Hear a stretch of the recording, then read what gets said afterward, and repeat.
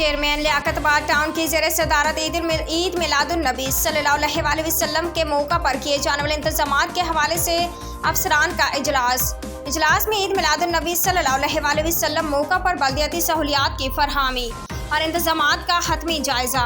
لیاقت آباد ٹاؤن میں جشن عید میلاد النبی صلی اللہ علیہ وسلم مذہبی جوش و خروش سے منایا جائے گا۔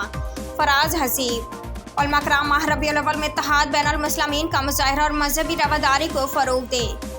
Karachi chairman Liaquatabad town فراز حسیب کی زیر صدارت عید میلاد النبی صلی اللہ علیہ وسلم کے موقع پر کیے جانے والے انتظامات کے حوالے سے افسران کا اجلاس میں عید میلاد النبی صلی اللہ علیہ وسلم کے موقع پر بلدیاتی سہولیات کی فراہمی اور انتظامات کا حتمی جائزہ لیا گیا۔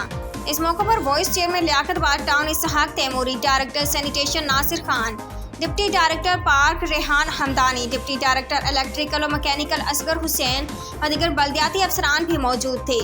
اجلاس میں گفتگو کرتے ہوئے چیئرمین لیاقت آباد ٹاؤن فراز حسیب نے کہا کہ ماہ ربیع الاول امت مسلمہ کے لیے خاص اہمیت کا حامل مہینہ ہے، کیونکہ اس مہینے میں نبی کریم صلی اللہ علیہ وسلم دنیا میں تشریف لائے تھے۔ عالم اسلام کے تمام مسلمان اس دن کو عقیدت و احترام کے ساتھ مناتے ہیں۔